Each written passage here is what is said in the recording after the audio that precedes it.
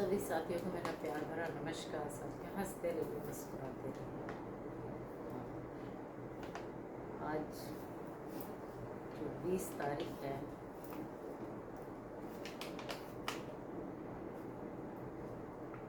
ये दिन इतिहास में लिखा जाएगा साथियों। और ये दिन क्यों लिखा जाएगा, इसके पीछे की जो बातें हैं सभी जानते हैं, और मैं भी जानती हूँ। और आज मैं खुद जाना चाहती थी प्रोटेस्ट में, लेकिन नहीं जा पाई। रीज़न ये रहा कि स्कूल में बहुत सारा वर्क था, और वह कैसा था कि छोड़ा नहीं जा सकता था। मेरे को ही करना था। एडमिशन वगैरह चल रहे हैं तो देखना था। मतलब ये समझिए, मेरे को छुट्टी नहीं मिल सकती थी स्कूल से।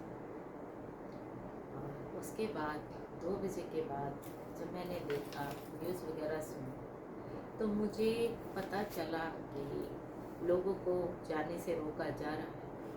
और मेट्रो स्टेशन पर जो भीड़ है उनको एक तरह से क्या है कि आगे नहीं जाने दिया जा रहा था। जो लोग जा रहे थे, कुछ लोग जो थे, जो मशीन होती हैं जिससे हम पार होके जाते हैं, क्रॉस करके जाते हैं, वो ऊपर से कूद के गए और बड़ी मुश्किल से वो जा पाए, जितने भी लोग जा पाए। लेकिन आज एक सैलाब आया, जंतर मंतर पर एक सैलाब आया, जिसने बता दिया कि चाहे कितने भी मुश्किल आ जाए, जब हिम्मत और हौसले बुलंद होते हैं तो किसी को रोका नहीं जा सकता।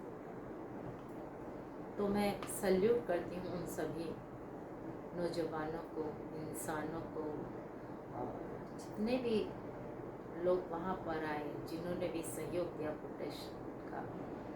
ये ज़रूरी नहीं था कि उनके कोई भी सदस्य उस पेपर से या मतलब रिलेटेड थे, लेकिन फिर भी वो गए, क्योंकि वो जानते हैं एक नागरिक का कर्तव्य क्या है, देश को कैसे आगे बढ़ाना है, देश में कैसी व्यवस्था होनी चाहिए, देश की सरकारें कैसी होनी चाहिए, और देश के नौजवान जो भटक रहे हैं उनका एक ऐसा रास्ता चुना जाना चाहिए जिसकी बदौलत वो हमेशा मतलब आगे बढ़ते रहें और जीवन में कठिनाइयाँ ना आए।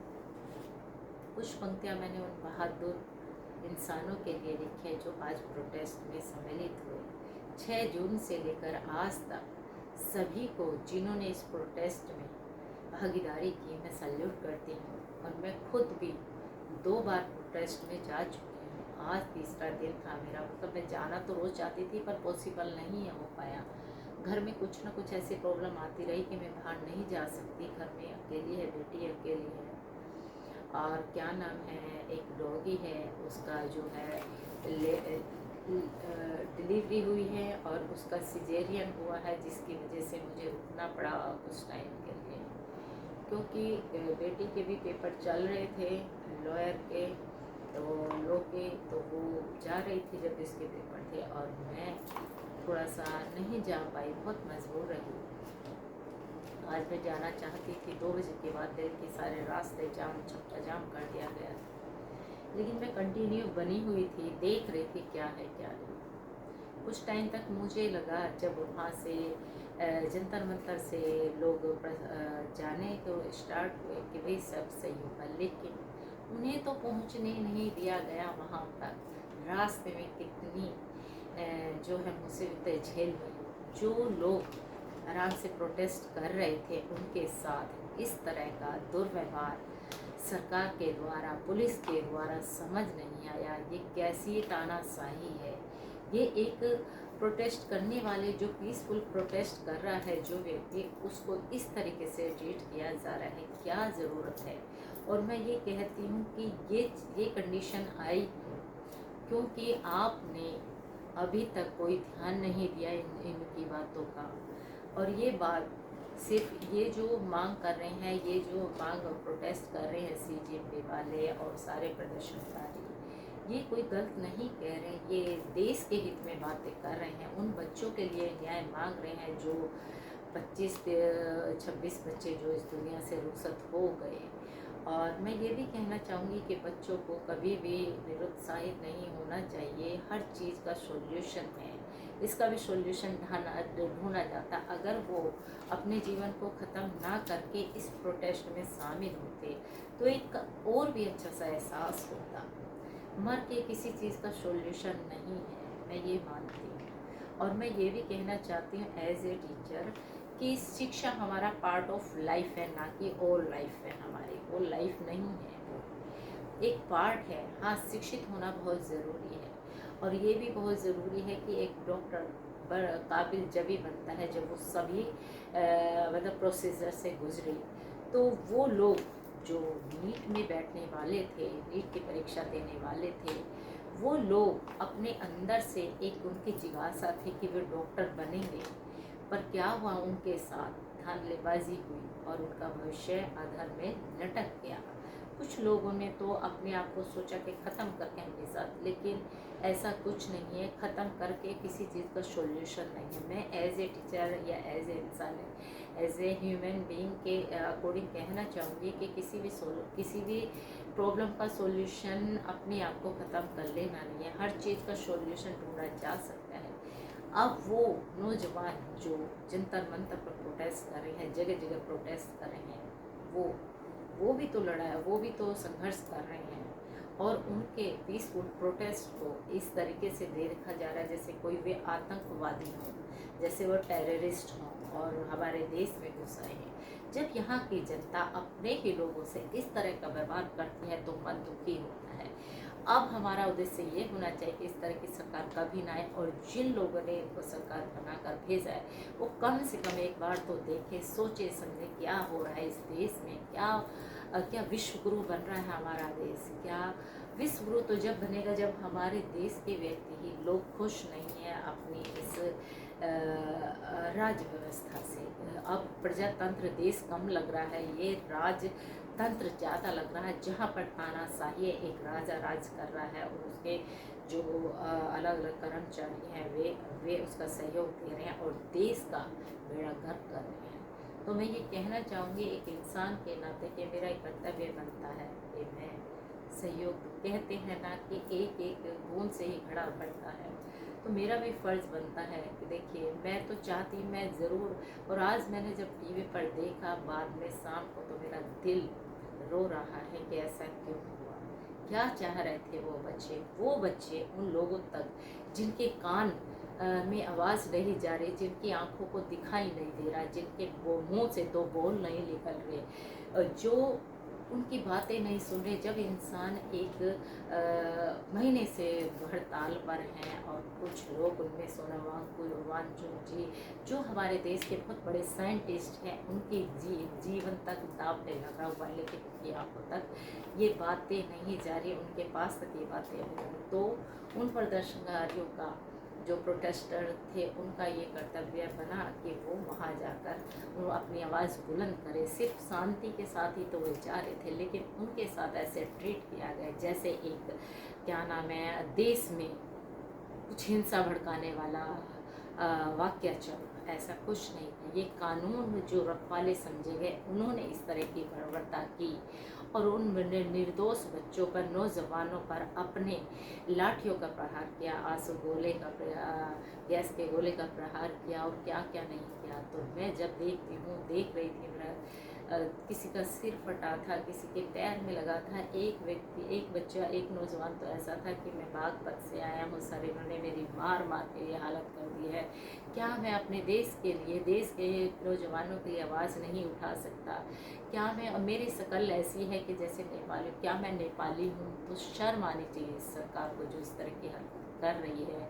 और वो देश में देश के नौजवानों को पहचानने का और ना पहचानने का एक बहाना बना रही है। तो मैं तो ये कहती हूँ कि सोच समझ के हमें एक इस तरह के पदों पर लोगों को बैठाना है। आपकी बार गलती हुई है, आगे से ना हो और इस सत्ता को उखाड़ फेंकना है और इस राजशाही तंत्र को ख़त्म करने की कोशिश करिए। हमारा देश ये लोकतांत्रिक है और लोकतांत्रिक ही रहना चाहिए। यहाँ किसी की सत्ता नहीं चलेगी, यहाँ किसी की तानाशाही नहीं चलेगी।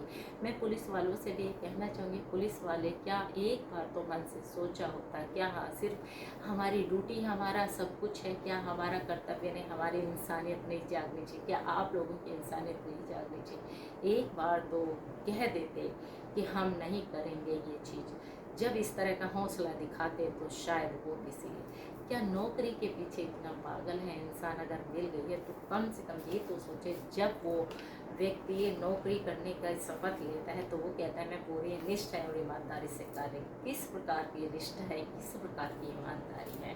जो बेजुबानों पर, बेरोजगारों पर, विधवाओं पर जो शांतिपूर्ण प्रोटेस्ट कर रहे हैं उन पर डंडे बरसाए जा रहे हैं। थोड़ा बहुत तो अंदर से सोचा होता। अगर आप लोग पुलिस वाले सहयोग देते, पुलिस फोर्स जो लगी थी वो सहयोग देते, वो कम से कम इस तरह की बर्बरता का पालन तो नहीं करते। जो उन्हें आदेश मिला, मैं मानती हूँ उन्हें आदेश मिला, लेकिन आदेश कैसा आदेश है ये जिसमें इंसानियत को तार तार कर दिया गया? उन नौजवानों का क्या कसूर है जो अपने हक की बात कर रहे हैं, जो चाहते हैं कि ये देश की व्यवस्था सही हो, जो पढ़ना चाहते हैं, जो रोज़गार प्राप्त करना चाहते हैं, जो अच्छे डॉक्टर बनना चाहते हैं, जो अच्छे वकील बनना चाहते हैं, अच्छे शिक्षक बनना चाहते हैं, उनकी क्या गलती है साथियों? तो यही है कि देश जब नहीं सुनता, देश के पदों पर बैठे जब लोग नहीं सुनते, कुछ तो ऐसे लोग आए जिनकी बातें सुनकर बड़ा आश्चर्य होता है कि ये और कुछ सहयोग भी दे रहे हैं, तो उनके लिए शुक्रिया। और मैं उन नौजवानों के लिए 2 लाइनें मैंने लिखी हैं, मैं सुनाती हूँ साथियों। बड़े दुख के साथ मैंने लिखा है ये।